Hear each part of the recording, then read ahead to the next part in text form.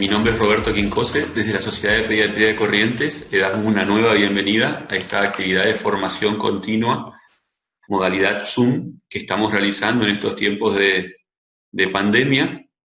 Hoy contamos con una actividad, la invitamos a la doctora Esmeralda Rien.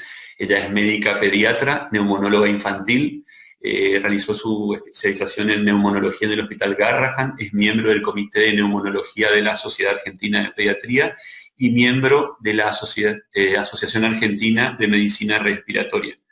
Hoy vamos a realizar una actividad titulada Asma en tiempos de COVID y te damos la bienvenida, Esmeralda. Muchas gracias.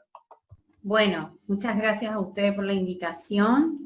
La verdad estoy muy contento de este federalismo dentro de la provincia y que podamos participar todos. Soy de Curuzcuatiá, así que muy contento de poder colaborar con esta actividad vía Zoom. Vamos a tratar de que salga todo bien vía Curuzcuatiá. Bueno, asma en pandemia es un tema muy lindo, pero me parece una buena oportunidad para repasar un poquito nuestros conceptos de asma. Saben que el último consenso de la Sociedad Argentina de Pediatría, vos me tenés que habilitar para ir pasando las diapos. No, hace clic en tu pantalla, la vas pasando. Porque no me dejan. Hoy cuando probamos me dejaba, ahora no me deja. Ahí está. Así que bueno, más que nada esta charla introductoria del asma me basé en el consenso de la Sociedad Argentina de Pediatría, que si bien se realizó en el 2016, tenemos nuevas cosas, pero que deberían tomar forma todavía y seguramente después se va a volver a hacer un nuevo consenso. Tenemos también, no sé si ustedes conocen, y por eso les quería presentar el GINA, que es siempre, las guías de la SAP son muy basadas en el GINA, y son unas guías que muchas veces vienen de bolsillo y son útiles, son internacionales. Acaba de salir el GEMA 5.0, que es una guía, esta guía está hecha para clínicos y para pediatras, es muy linda también, y es española, y en este año también incorporaron a un neumonólogo que es el doctor García, que es argentino. Y por supuesto que siempre la Asociación Argentina de Medicina Respiratoria, que tiene una mediateca, que es muy valiosa y tiene acceso cualquier persona que quiera tener una charla nueva de asma. Si ven la Asociación Argentina de Pediatría, primero era más de adultos, ahora se ha incorporado muchas actividades para pediatra, y generalmente hacen esto, cada vez que sale una guía, ellos hacen sus comentarios de qué nos sirve de esas guías, sobre todo cuando son internacionales. Sabemos que el asma es una enfermedad crónica, que es no transmisible, que es muy frecuente en la infancia, es la más frecuente dentro de las enfermedades crónicas. Es potencialmente grave, pero es controlable y no es curable. Eso es algo que uno siempre le tiene que explicar al paciente, ¿no? Porque el paciente piensa que le vamos a dar algún tipo de medicación y que el paciente nunca más va a volver a tener la sintomatología. Y siempre se le dice, es controlable pero no curable. Sabemos que su causa es multifactorial, está influenciada por la genética, medio ambiente, los factores sociales, que es una causa muy frecuente de visita al servicio de emergencia y de ausentismo escolar. Eso un poco es de colación que en nuestro país, en Argentina, todavía el control del asma es bajo. O sea, el control adecuado, el niño que esté adecuadamente controlado es bajo, y esto por ahí es un signo de interrogación para mí, y muy importante tenerlo en cuenta, porque nos preguntamos por qué pasa esto y por qué todavía los chicos faltan tanto a la escuela por un bajo control del asma.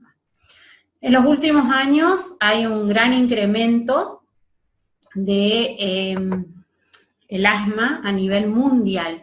Es mayoritariamente en la población infantil y en regiones de más desarrollo, pero ha aumentado la prevalencia. Nuestro país, en este estudio internacional que participó, que es el estudio ISAC, su prevalencia fue intermedia. Pero hay algo llamativo, que es que la mayor frecuencia fue en niños de 6 a 7 años, que es la edad justo de la entrada a la escuela primaria, y es un 16,4%, mientras que los más adolescentes, 13 a 14 años, un 10%. No sé si siempre como que recordamos la prevalencia del asma, un 10%. En este caso, los chicos más chiquitos ya es un 16%. Y son por ahí los chicos que ingresan a la primaria y comienzan con los problemas de faltar a la escuela. Se cree, bueno, que esto tiene mucho que ver la contaminación ambiental, este incremento de asma mundial. En cuanto a la mortalidad en nuestro país, son 400 muertes anuales. Esto que yo estoy mostrando en este momento es del Instituto Nacional de Enfermedades Respiratorias CONI, y acá lo que nos muestra es 1980 hasta 2016, la tendencia de mortalidad por asma. Lo más importante es que cuando estábamos más o menos en 1990, empezó a bajar esa mortalidad, es bien marcada como ha bajado, y es la incorporación de los corticoides inhalados. Después, como ven, meseta, meseta, meseta, meseta, hasta más o menos el 2006 que vuelve a bajar un poquito más, pero estamos bastante, nos mantenemos bastante, nunca volvimos a ver este descenso de mortalidad que fue cuando se incorporó los corticoides inhalados, 400 muertes anuales. Acá lo que tenemos es por edad, acá tenemos 5 a 9 años, también la mortalidad, esto por 100.000 habitantes, y el 10% de esta mortalidad ocurre en 5 a 39 años. O sea que también es importante todavía la mortalidad por asma. Es como cuando hablamos de fisiopatologías, uy, no, qué plomo, pero la verdad que traté de hacer algo práctico y gráfico. Acá tenemos una vía aérea respiratoria normal, acá tenemos unas vías respiratorias que están un poquito inflamadas ya, y esta sería la vía respiratoria en una crisis de asma. Y vamos a ir viendo qué es lo que va pasando. Siempre cuando hablamos de fisiopatología nos dicen sí, es un trastorno inflamatorio crónico de las vías respiratorias inferiores, y a tener muy en cuenta eso, que en esta inflamación o esto es persistente. Un chico que tiene asma, esta inflamación lo va a tener en forma persistente. Por un lado, nosotros acá dijimos entonces vía aérea normal, y estas dos son las vías aéreas patológicas. Tenemos un músculo liso relajado que rodea a la vía aérea, y por acá tenemos un músculo liso apretado. Esto sería la primer causa, que es la obstrucción bronquial. Este es el primer mecanismo fisiopatológico muy importante que tenemos en el asma, y tenemos que tener en cuenta que esta es la que nos da más satisfacción porque es la que es reversible. Nosotros le damos un broncodilatador y esa obstrucción bronquial mejora, pero también es la que está más atento a los estímulos. O sea, el chico desarrolla esta obstrucción bronquial por virus, lo realiza por el aire frío, la exposición, por ejercicio, por algún irritante inespecífico, y automáticamente hace el primer mecanismo fisiopatológico, que es la obstrucción bronquial. Después tenemos el otro, que es una pared inflamada. Si nosotros notamos la diferencia, acá tenemos una vía aérea, que tenemos una linda luz, una linda pared, el color y el grosor que están adecuados. Sin embargo, acá ya tenemos una pared inflamada, más roja, ya no deja la luz de la vía aérea abierta, y esa es la inflamación de la vía aérea. Tenemos muchos componentes que inflaman esa vía aérea. Sabemos que uno son la cantidad de eosinófilo, que es lo que siempre buscamos en su hemograma. Después tenemos que hay un desequilibrio en los linfocitos T, que es lo que ustedes quizás escuchan, que dicen TH1, TH2, hay predominio del TH2. Entonces eso libera una cascada de interleuquinas que son todas inflamatorias. Y también ahí se activa los linfocitos B produciendo el aumento de IgE, que es lo otro que solemos buscar en el laboratorio de un chico asmático. También tenemos a los famosos mastocitos, o sea que son varias las células que actúan para esta inflamación de la vía aérea, que es el segundo mecanismo fisiopatológico. El tercero es el que aparece más durante la crisis del asma, y es el estrechamiento de la vía aérea. Acá también tenemos que tener en cuenta que estos son por muchos estímulos. Ya de por sí tengo una pared inflamada en mi asma, ya de por sí ya hay un músculo liso un poquito más apretadito, pero en el momento que se expone al estímulo, se estrecha más la vía aérea, limita la salida del flujo, y es a lo que llamamos el atrapamiento aéreo. ¿Por qué? Al no poder salir ese aire, queda atrapado en los alvéolos. Esto es lo que nos da la mayor cantidad de sintomatología, que es las tos, las sibilancias. Nuestro tercer mecanismo fisiopatológico es la hiperreactividad bronquial, y también depende mucho de los estímulos a los que nos exponemos. Yo siempre les hago un dibujito o les muestro los dibujitos. El niño no te relata bien el síntoma que tiene en el asma. Generalmente ni la mamá te sabe decir muchas veces, te dice esto, una opresión en el pecho o le duele el corazón. La agitación es algo que sí aparece, pero las sibilancias, muchas veces nosotros le preguntamos, ¿tiene o no sibilancias? Nos quedan mirando, sabemos que ahí es más un gatito, siempre yo le digo el gatito, tenía el gatito, le sonaba, sentiste un sonido diferente, y recién ahí ellos pueden ir dándose cuenta. Pero hay un detalle muy importante, que es que uno lo tiene que buscar a través del interrogatorio, porque la familia hace un gran acostumbramiento a la sintomatología de los niños. Ejemplo, la tos. No, es que él siempre tose cuando corre. Y ese acostumbramiento, que lo hace hace varios tiempos, es lo que no nos permite muchas veces que la familia se dé cuenta que no puede ser normal que un chico tosa durante la actividad física, durante la risa, durante el llanto. O otro que es muy común es que a la noche tose, y sí, pero él siempre tosió de noche. Entonces hay que buscar, interrogar bien, orientar, y los niños de mediana edad ya te saben expresar bien. Pero no se olviden que muchas veces llega a la guardia porque tiene una opresión en el pecho o dolor en el pecho, y casi siempre son muchas veces vistos por cardiólogos porque los papás no te saben relatar bien la sintomatología. Entonces, ser muy minucioso en la historia clínica, ver si el síntoma son diarios, cuántas veces en la semana, nocturnos, cómo son, cómo calma, qué hace el niño cuando tose, es seca la tos, en qué momento de la noche aparece, si es a la madrugada, si es con la risa, cómo pasa, si una vez que el chico se calma, pasa con el ejercicio lo mismo, o si nosotros le hicimos el salbutamol, hay una reversibilidad, o sea, el papá o la familia te dice, se hace el salbutamol y eso lo calma, y eso ya es una gran ayuda para nosotros. El diagnóstico de asma es absolutamente clínico, y esto es muy importante, porque más allá que nosotros tenemos otras herramientas, como ser la espirometría, el diagnóstico es clínico y es con el interrogatorio, y muchas veces acuérdense que nosotros no vemos al paciente en la crisis, nos cuentan su vivencia en la crisis con sus palabras.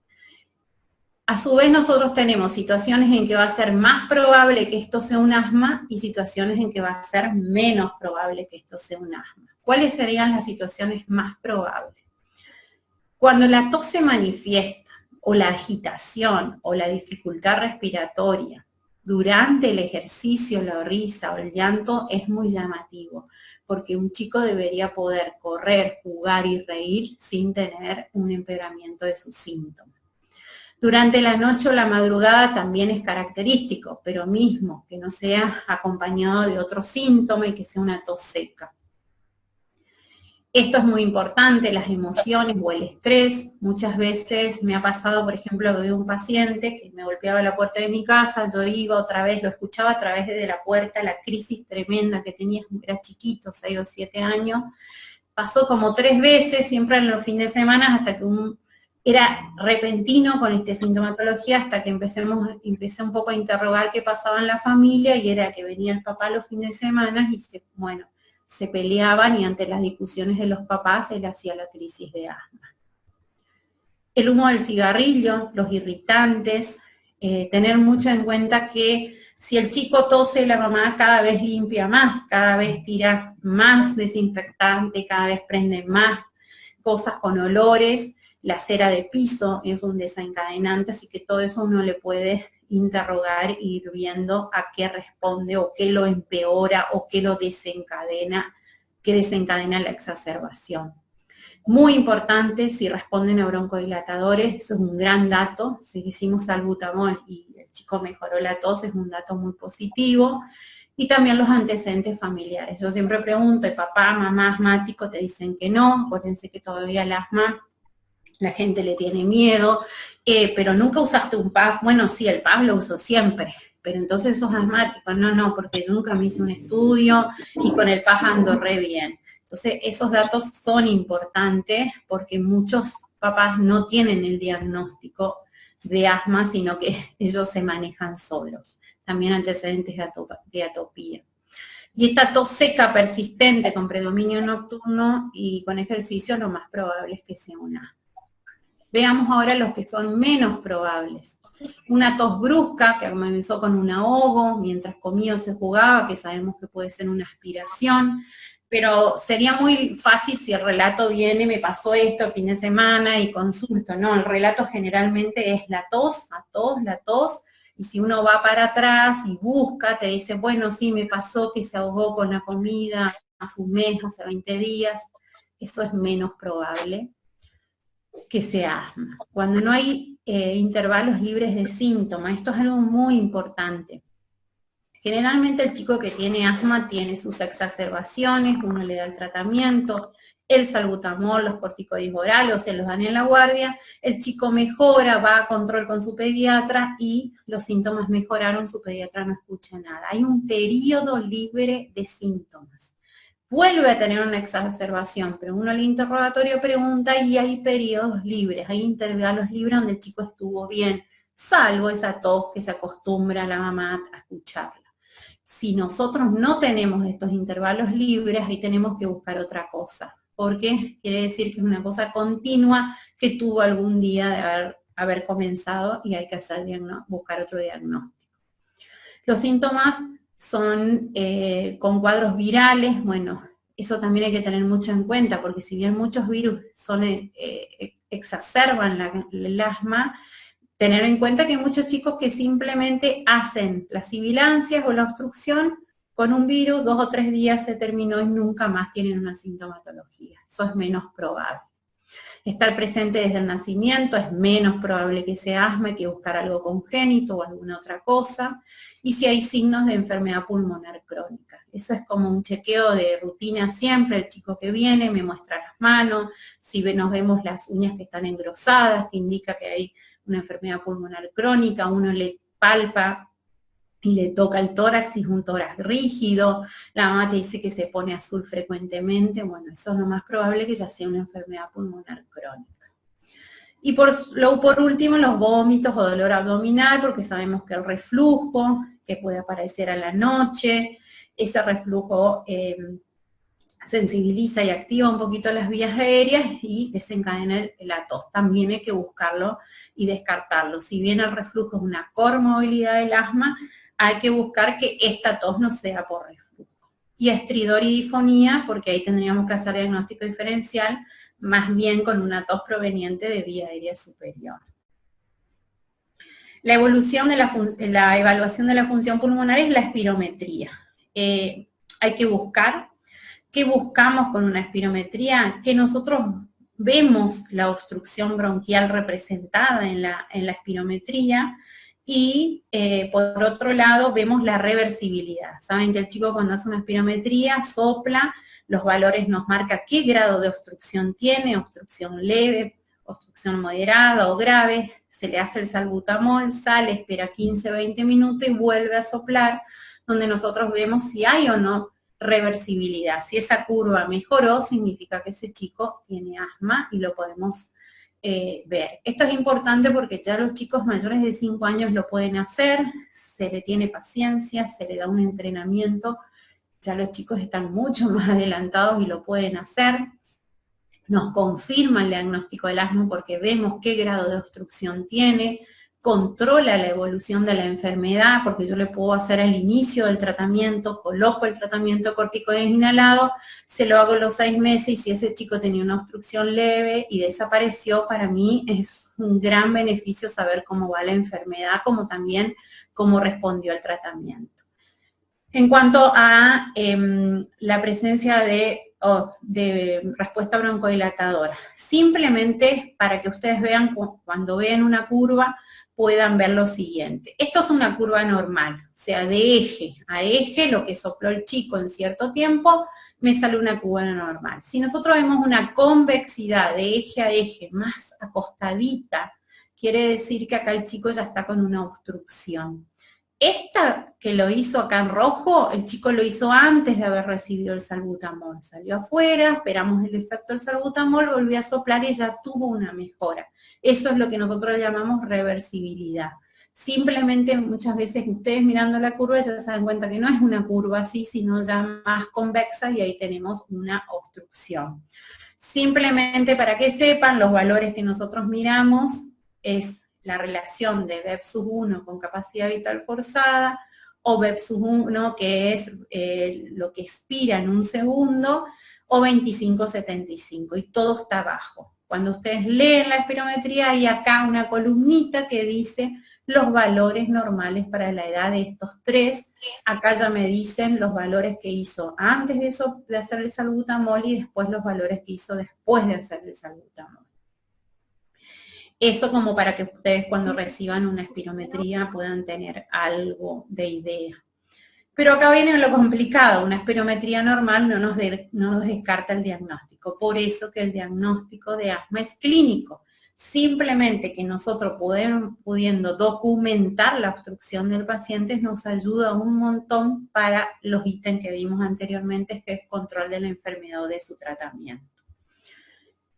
En cuanto a la clasificación de asma, nosotros sabemos los síntomas, pueden estar durante el ejercicio, pueden estar durante el día, durante la noche, entonces de acuerdo a eso podemos clasificar. ¿Y para qué necesitamos clasificar el asma? Para ver si ese chico lo tratamos o no lo tratamos. Y si lo tratamos, ¿con qué dosis lo tratamos? Primero de todos tenemos el asma intermitente. El asma intermitente es constituye el 40% de los casos de asma en niños. Los síntomas son leves, menos de una vez por semana. Es muy leve las exacerbaciones, o sea, las crisis que tienen pasan muy rápido.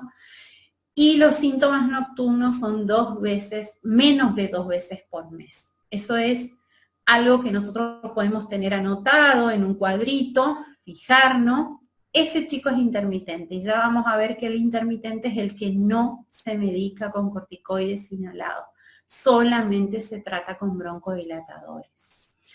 Tenemos el persistente leve, este ya representa un 30% de los niños asmáticos, sus síntomas son más de una vez por semana, sus exacerbaciones ya aparecen en el ejercicio o en el sueño, y los síntomas nocturnos son más de 2 veces por mes. El chico se puede llegar a despertar con tos y que requieran algún broncodilatador. El persistente leve ya se medica con corticoides inhalados.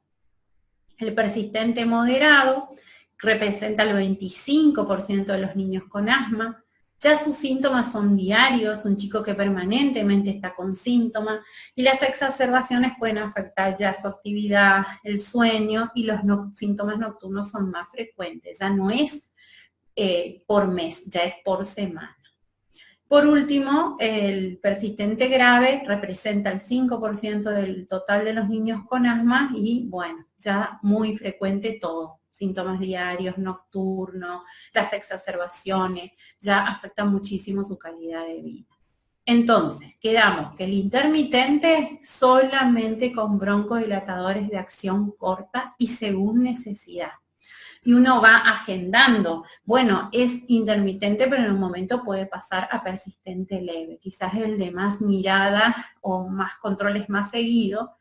El persistente leve ya tiene que usar un corticoide inhalado, pero en baja dosis, y una alternativa son los antileucotrienos. El persistente moderado usa corticoides inhalados en dosis bajas o corticoides inhalados asociados al ABA, que son los broncodilatadores de acción larga, como formoterol o salmeterol, y corticoides inhalados asociados a antileucotrienes. Son dos opciones. Todo es o el paciente tiene los corticoides inhalados dosis bajas, todavía dosis baja, o ya uno tiene que subir la dosis y dice, bueno, ya le pongo con un asociado broncodilatador de acción prolongada, o tenemos un corticoide inhalado y le asociamos los antileucotrienes. El grave ya es más para manejo de especialistas y generalmente son chicos que no responden a nada y uno va subiendo y va subiendo el escalón y el chico no logra controlar sus síntomas. Los principios terapéuticos sabemos que no solo son los farmacológicos, también hay que darle mucho hincapié, mucha importancia a los no farmacológicos, que es la educación, las medidas de control ambiental. Eso es fundamental. La educación, realmente hay veces que me siento una maestra porque es sentarse a explicarle a la mamá todo. Cuáles son los cuidados de la casa, del niño, no exagerar, pero tampoco dejar de mencionárselo cada vez que viene, estar muy atento a qué fue lo que exacerbó, desencadenó su crisis. Y las medidas de control ambiental es esto que yo le digo, generalmente son mamás muy obsesivas de la limpieza, que permanentemente están higienizando con lavandina, con aerosoles, y esto es lo que uno trata de evitar. Trata de levantar el menos polvo posible, trata de ventilar las habitaciones o la casa durante la siesta, que entre el sol, y trato de todo trapos mojados, no plumeros, no sacudir o hacer lavar, por ejemplo, las cortinas y las cosas, las colchas, sacudiendo en el momento que tienden la cama, y muchas medidas que hay que sentarse y explicar a los papás. No la obsesión de la limpieza, porque siempre usan productos muy fuertes que pueden ser desencadenantes. Por supuesto, el humo del cigarrillo es uno de los más importantes. Cuesta mucho que el paciente confiese realmente que alguien fuma en la familia, es difícil, no, bueno, sí, pero en realidad fumo afuera, o mi marido fuma afuera, y yo le digo, el fumar afuera, ¿qué significa? ¿Cuántas veces lo hace? ¿Realmente lo hace en el invierno o no? ¿Lo hace en alguna habitación? El chico está en su habitación y él está en el living, entonces el papá fuma, total es distinto ambiente en la casa, tampoco. El cigarrillo es como uno de los más irritantes y que produce exacerbación en el niño. Y los farmacológicos sabemos que son los corticoides inhalados y los antileucotrienos. El corticoide inhalado es el de primera elección en el tratamiento del asma. ¿Qué nos permite a nosotros los principios terapéuticos del tanto no farmacológico como farmacológico? Primero de todo, controlar los síntomas, prevenir las exacerbaciones, mantener la función pulmonar lo más cercana posible, eso es muy importante. Chicos que son tratados por asma y nunca tuvieron una espirometría, y ahí viene la pregunta de los papás, ¿puede hacer o no actividad física? Y siempre yo les digo, hacemos la espirometría y conocemos cómo está su función pulmonar, hacemos el tratamiento y vemos, cuando tenemos mucha mejora en su obstrucción, podemos saber que ese chico sí puede hacer todo el tipo de actividad y lo debe hacer. Logra realizar actividad física normal, ese es uno de los primeros objetivos, ya es como que con todo lo de medicación que tenemos al alcance hoy y lo fácil que es dar el tratamiento del asma, no podemos ya permitir que un chico no haga ejercicio en la escuela o no haga un deporte porque tiene asma. Estos son los principales objetivos de por qué debemos hacer un buen tratamiento al niño asmático. Esto es un pequeño cuadrito. Nosotros habíamos dicho, ¿se acuerdan? Que el asma intermitente no llevaba corticoides inhalados. El asma leve, el persistente leve tenía dosis baja. Y ahí, ¿a qué le llamamos dosis baja? Esto es muy importante. Generalmente nosotros usamos mucho acá el budesonida, la fluticasona. Acuérdense que en el persistente leve, la clasificación el chico no necesita que asociemos un corticoide inhalado con un broncodilatador de acción prolongada. Los valores con los que empezamos son bajos, 200 a la mañana, 200 a la tarde. Estos son los límites de 200 a 600, pero siempre tenemos que empezar por el escalón más bajo. La fluticasona, 100, de 100 a 250, siempre empezar en el escalón más bajo. Y la beclometasona, que ha tenido como que volvió a revivir, porque en un momento, cuando yo empecé en neumonología lo usábamos mucho, después como que se descontinuó, pero sí podemos usarla 200 a 500, son las dosis bajas. Ya las dosis moderadas sí podemos hablar de un budesonide de 600, que uno puede decirle 2 veces a la mañana, de disparos de 200 y 1 a la tarde, la fluticasona de 250 a 500, la beclometasona de 500.000, y bueno, las dosis altas ya corresponden más a especialistas. Los corticoides inhalados son de primera línea para el asma persistente, las dosis de acuerdo a la gravedad, y siempre iniciar una dosis lo más bajo posible. Y algo muy importante, hay que esperar la respuesta al corticoide inhalado. Esperar más o menos 3 a 4 semanas y sentarse con el paciente a ver qué cambió, qué disminuyó o no en ese tiempo con el agregado del corticoide inhalado, y por supuesto chequear todo lo que tenemos que chequear en caso de que el chico no haya tenido mejoría, cómo fue la técnica, cómo lo hace, que es lo que vamos a ver ahora.